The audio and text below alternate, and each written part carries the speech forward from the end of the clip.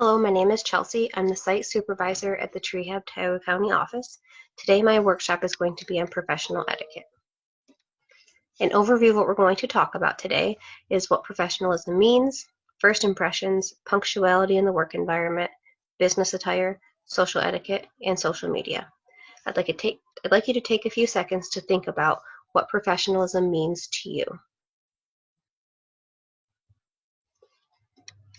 My definition of professionalism is that you are respected by others for your behavior, style, self-confidence, and control. Being seen as a professional and trying to behave as a professional shows that you care, and it affects how others interact with you. One way that you can be seen as a professional is through first impressions. A first impression is an instant judgment that is passed upon meeting someone. It is important to make sure you make a first impression, especially when you're looking for work. Or if you're working for someone already, the first impression someone makes of you in your position is also a first impression of that company. So you want to make sure you make your company look good as well. Some ways first impressions are made are through your attire, your handshake, eye contact, your smile, your driving etiquette, your phone and email etiquette, your social media, your workspace, and your nonverbal communication. I have driving in here because a lot of times people seem to think that being a professional, that first impression isn't made until you're in the building meeting with the person. It can start ahead of time when you're pulling into the parking lot. If you pull in and you're being a reckless driver, if you're obnoxious, anything like that, anybody who sees you in the parking lot, they're already making a first impression of you. So you want to make sure you're careful at all times. So next is a little activity I do on nonverbal communication. Oops. So I'd like you to take a moment and think about what your first impression of this person's body language is if you were to walk into his office. To me, I think he kind of looks lazy, way too laid back for the position. He doesn't seem to be very professional to me. Now, for all we know, he could be on his lunch break, anything like that, but this is just a really good reminder for you that if you're at work, you need to be on at all times, especially if you're at your workspace. Right? Can you think about what her first impression, what your first impression of her body language is? To me, I think she looks like she's bored, kind of miserable, maybe tired. Right? And what is your impression of her body language? To me, I think she looks kind of stressed out, frustrated, overwhelmed. And then finally, what do you think about her body language? I think she kind of looks irritated, frustrated. If she's having a conversation with me and made this face, I would think that she doesn't agree with me and she's done with this conversation. The purpose of this activity is to show you that you have no context clues as to what's going on with these people, but you are making first impressions based on their facial expressions, their body language, things that they're doing, which is why it's important to always make sure you're aware of your own body language when you're trying to look professional. This next activity is still about first impressions, but in this situation, I want you to put yourself in the role of the person hiring somebody. So these are going to be people that come in for interviews. I want you to think about your first impression of this person walking in for a job interview for a moment.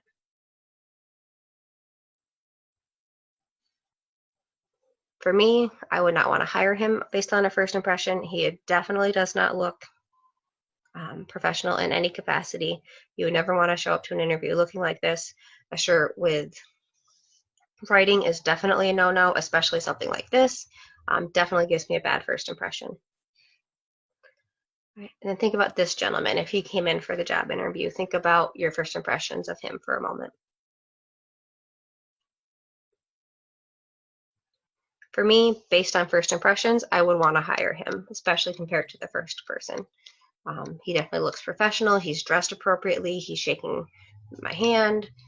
He's got a smile. He's got very good body language. All right, next, I'm going to go with the girl on the left. Can you please tell me, can you please think about what your first impression of her is if you were to go out and call her in for her interview?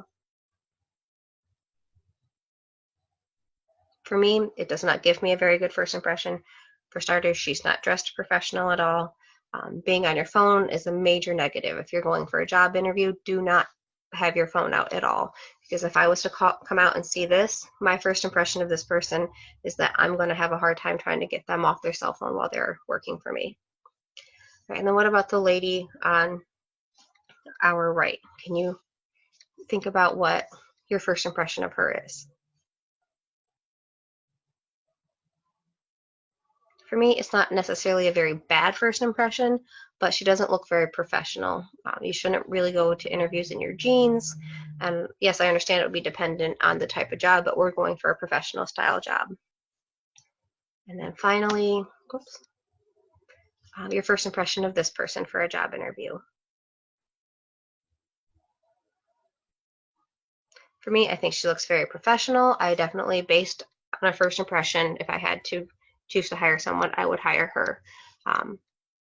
Just like that second gentleman, I think both of the second gentleman and her are dressed very professionally. They look professional, and they look like they have everything together, and they would do a good job. For all we know, any of the other ones could be much better at the position we're hiring the person for than these two. However, because they came in and gave that really good first impression, they're not going to have as hard of a time selling me on themselves as the other ones. Next, we're going to talk about other impressions. So first, punctuality. I'm sure a lot of you have heard, if you're early, you're on time. If you're on time, you're late. You want to make sure you're not late, because it gives an impression that you're unprofessional and disrespectful. If you're showing up to a meeting for your employer late, it makes your employer look unprofessional and disrespectful as well. So you want to make sure, if you're going to be late for any reason, that you contact that person you're meeting with or your supervisor ahead of time to let them know, so they don't think you forgot and just didn't show up.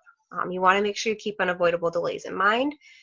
I leave an extra 15 minutes earlier than you plan to, just in case there's road work or an accident or something you didn't expect. And a lot of times, showing up late for work can lead to disciplinary action up to and including termination. So you want to make sure you pay attention to your company's policies. Your workspace is a representation of you, and your workspace includes your desk, your office, your register, whatever specific workstation you work at. If you're in food service, it's going to be your food service station you're currently working at. And you want to think, what do you want your workspace to say about you? You should want your workspace to represent you as a professional and that you do your job well. So some ways to communicate a professional image through your workspace would be to make sure you keep it tidy and organized. Messy workstations are not just unprofessional in appearance, but they can also be safety issues. If there's cords or stacks of paper places, you can trip over them, and that could be a hazard. You can have fire hazards. If you work in food service and you have a messy, unclean workstation, that could also lead to food poisoning. So you want to make sure you have a tidy and organized workstation. You want to make sure you clean your workstation, throw out, take out any trash, don't have dirty coffee cups being reused, and avoid stacks of paper. I can think of multiple times in my past where I've worked with somebody who's had a very messy, unprofessional workstation, and even though it's been years since I've worked with them, when I think of them, I think of that workstation. So you don't want to be someone that is remembered based on a very unprofessional, dirty workstation, because if someone from the public comes in to meet with you and they see that, it doesn't make the company look very good either.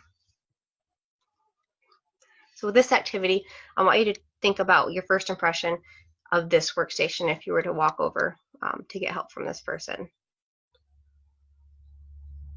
For me, it's very overwhelming. I would not be able to concentrate on talking to this person.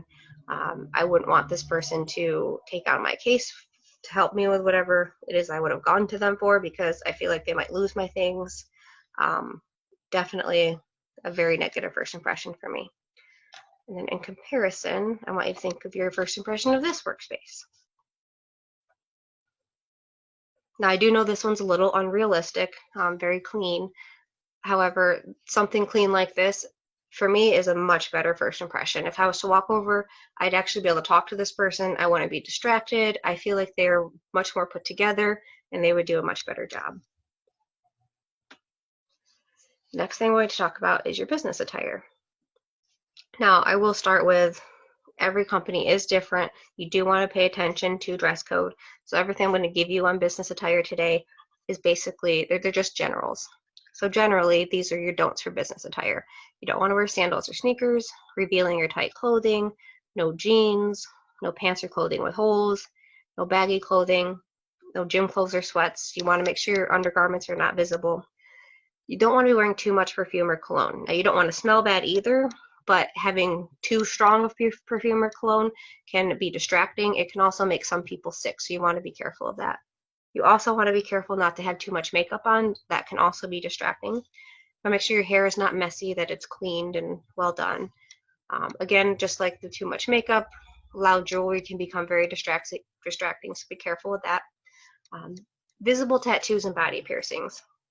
There's a lot of mixed feelings out there, different people and how they feel about tattoos and body piercings. So until you really get to know the company's policies and the views of the employer, make sure your tattoos are covered up. So if you have a sleeve of tattoos, make sure you wear long sleeve shirts to cover them.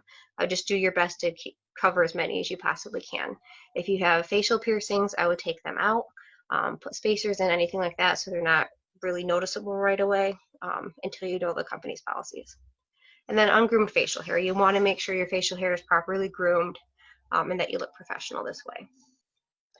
There are 4 types of business attire I'm going to talk about.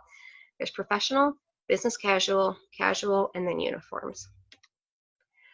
Professional business attire would be a full suit in dark colors and a button-down shirt underneath in neutral colors. You can get some color in your accessories such as ties and scarves. You want to make sure your belt matches your shoes. So if you're wearing a brown belt, you'd be wearing brown shoes. You can wear dresses and skirts. However, dresses and skirts for business professional are different than business casual dresses and skirts. There's a lot less room for creativity in your outfit when you're dealing with professional business attire, and you pretty much have to conform to tradition, which means you have to dress similar to everyone else in the office. These are some examples of business professional attire. I only put one picture of a gentleman because that's pretty much all you can wear. You can change up the color of the tie and some other neutral color shirts, but that's about it. And you can't see his feet, but since he's wearing a black belt, he would be wearing black shoes. For women, you do have a few more options. You could, such as the lady on the left, wear a full suit, or on the right, I've got a couple examples of what a business professional dress or skirt would look like. It would be something like these. Business casual. There's a lot more room for creativity with business casual. You can wear khaki or cotton pants, sweaters or cardigans, polo or knit shirts with collars, dresses or skirts. Typically, they're neutral colors, but you can tend to have more color options with this. And you can wear casual lace-up shoes. Typically, you cannot wear hats, tank tops or tube tops, printed or logo shirts, t-shirts with pockets, jeans or sweatpants, flip-flops or gym clothes. And here are some examples of these. I did put more examples of men, so you can see you do have a lot more options with business casual attire. And for women, you can kind of see it's a little bit different than that business professional as far as dresses go and things like that. The other attire is casual, which would mean that jeans are acceptable in this type of attire. You still want to make sure your clothing has no holes, no vulgar language on it. I wouldn't wear any shirts with logos on it other than your company logo if they have a shirt like that. And you want to pay very close attention to your dress code. A uniform would be if you need to wear a company uniform. Sometimes the company provides it to you, and sometimes they make you purchase them. So each place is different. You want to make sure your uniform is clean before each shift, and you cannot alter the uniform in any way. And here are some examples. So here on the left, you can see some examples of casual attire. So everybody, they're wearing jeans and basic casual shirts, but they still look fairly professional. And then here on the right, you can see different examples of uniforms. Your uniform could be as simple as just wearing a shirt with the company logo on it, or it could be such as the fast food crew down below, where you got head to toe uniforms. The next thing I want to talk about is social etiquette. We're going to start with introductions. So when you're introducing people to each other, you want to make sure you speak slowly and clearly. Make sure you look at each person as you say their name and share a bit of information about that person. Looking at each person helps them know exactly who you're talking about if there's multiple people in the area. And that bit of information, it helps them draw a link so they can talk with each other and understand why you introduce them. For example, if I could say, "Hi David, I would like to introduce you to Daniel. He also really enjoys muscle cars." It's like, oh, well, now they understand why you introduced them, and they have something they can talk about. When you're being introduced to someone, you'll want to stand and shake hands with everybody in the group. You want to make sure you're an alert listener, and then close the introduction with a polite remark such as "nice to have met you." Some general tips with introductions: you don't want to use slang or shortened expressions. You want to avoid fidgeting, and remember to give people their personal space. And this can be different with the cultures. Don't just assume you'll never meet someone from another culture at your job. A lot of times, I know there's some businesses that can be local that might be owned by companies in another country, and then the main people from that company could come in, and so they would be from a different culture. If you know you're going to meet with someone from a different culture, definitely research the cultural norms so you know what you should and shouldn't do, and you should know what to expect. The handshake. This is very important. You want to make sure you have a firm but not crushing handshake whenever you're meeting someone, and this is regardless of gender. So if you're interviewing with a woman, don't just give a limp handshake because you're afraid of hurting her. Limp handshakes make you seem not just unprofessional, but unconfident. So you want to make sure you have a very firm handshake. And then I have kind of a description here if you need for how to do a handshake. So you want to make sure you extend your hand in an open, vertical, flat position. Tilt your fingers down with your thumb up, exposing the web of your hand towards the other person. You go in for the handshake, grasping the other person's hand, again in a firm but not crushing handshake. And the length of that handshake should be about 2 to 3 seconds. Any more and you're kind of holding their hand. Making small talk. So making small talk is a short and conversational way of connecting with others regarding safe topics. And safe topics are topics that don't evoke strong opinions or emotions. Small talk typically lasts about 3 to 10 minutes, and it can contribute to building relationships. If you're anything like me, I do struggle with making small talk and trying to think of things to say.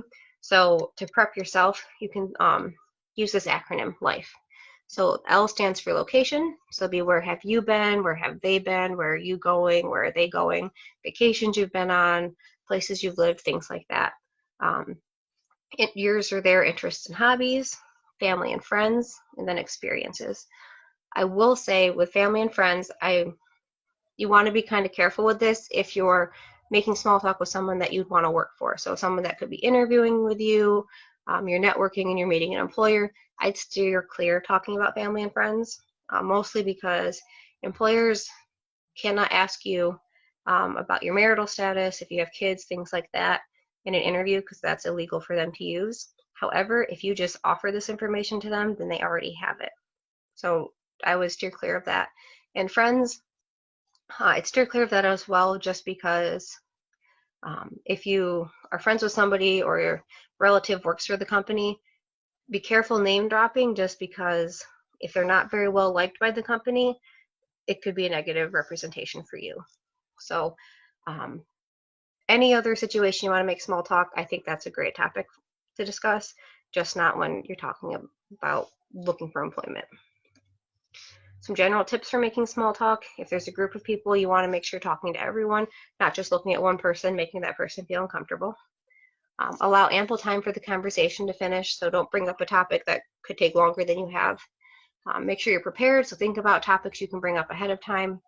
Ask them questions.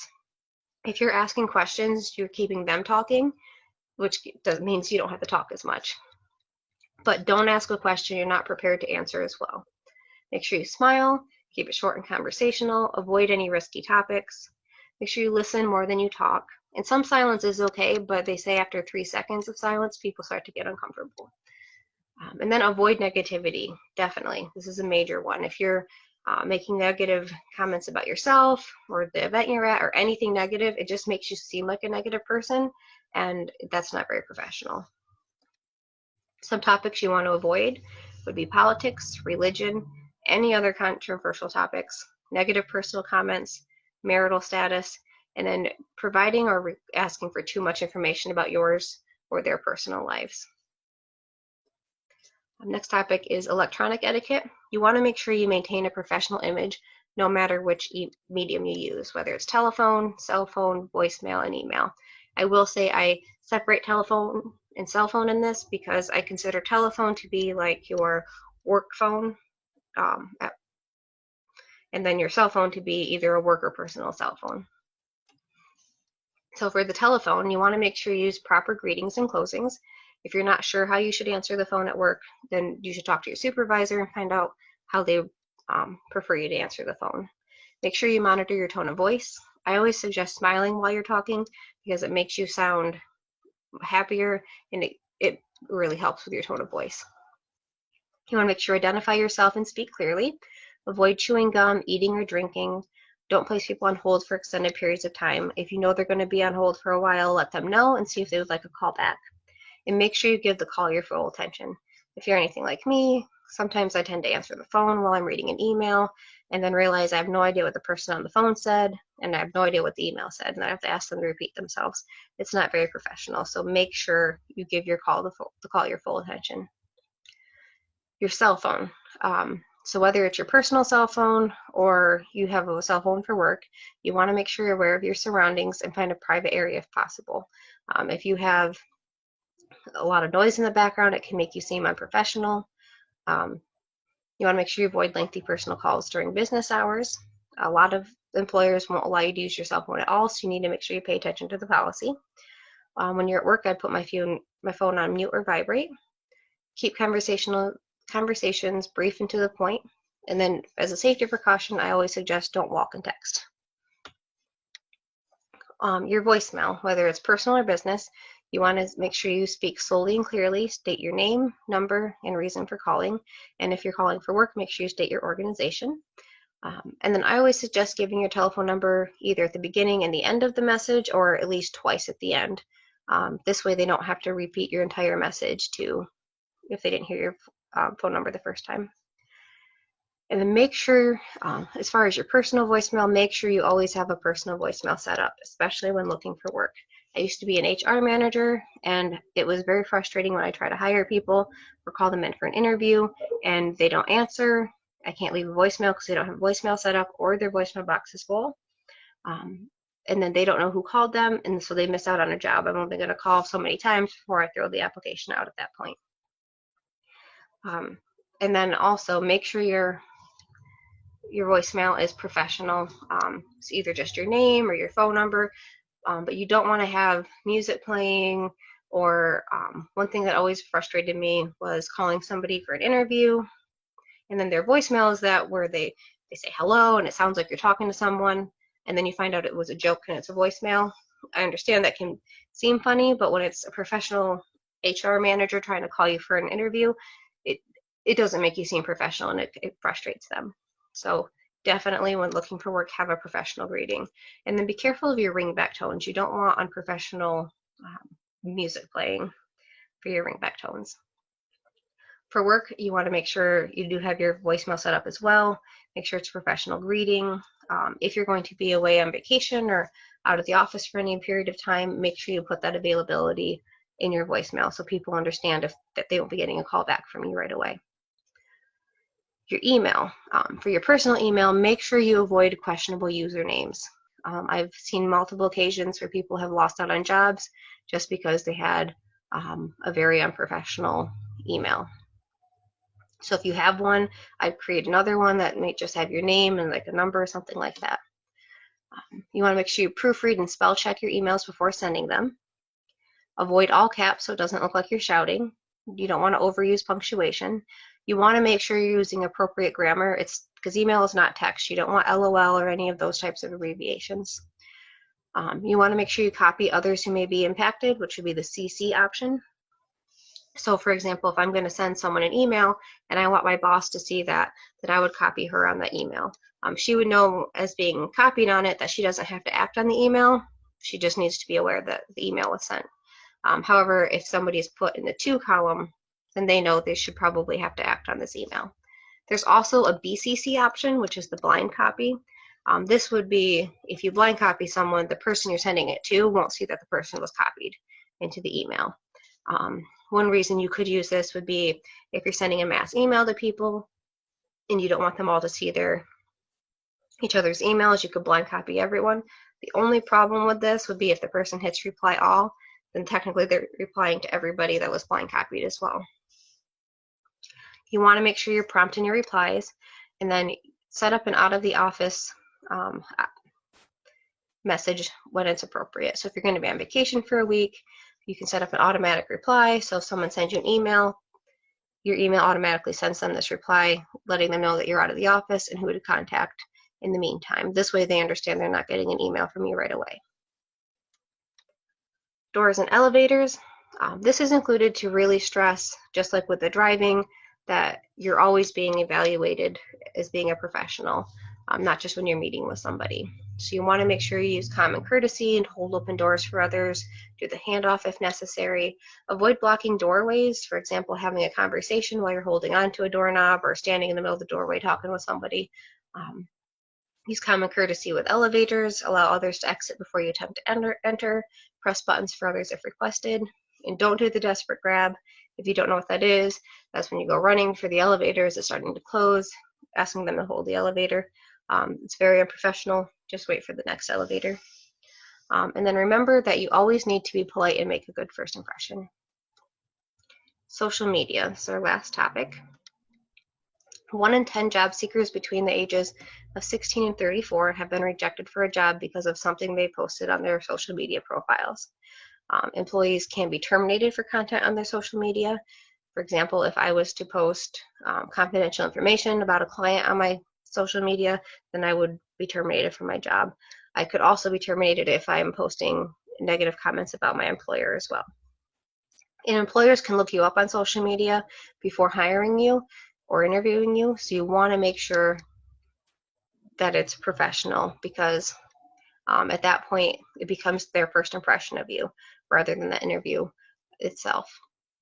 So I definitely suggest be aware of your profile, what you have on it, what others can view. I'd have your privacy settings set up. Make sure you don't have any risky or profane photos or posts, or that you like or share any inappropriate pages. You want to be aware of any posts where you have pictures of you partying, drinking alcohol, and don't use questionable screen names. And just because you have your privacy settings set up that only your friends can view things, that doesn't necessarily mean you're safe from the employers being able to view your profiles, because somebody that you are friends with on your Facebook profile could also work for this company, and then they could pull up your page and show the employer as well, and you wouldn't even know that. Also, I've been an HR manager before, so if I'm friends with somebody on Facebook and they come in and apply for a job, I'm already friends with them. I've already seen what they post. So if they were very unprofessional, I already know that they posted those things. So even if you have privacy settings, I suggest being very careful what you put on your social media pages. So to conclude, I just want to make sure to stress again that first impressions can make or break the way a potential employer views you, or the way that your employer is viewed based on the first impression you give. So you want to make sure you always strive to make a positive professional first impression. If anybody has any questions, then please comment it underneath this, and we'll try to answer your questions the best we can. Thank you very much, and have a great day.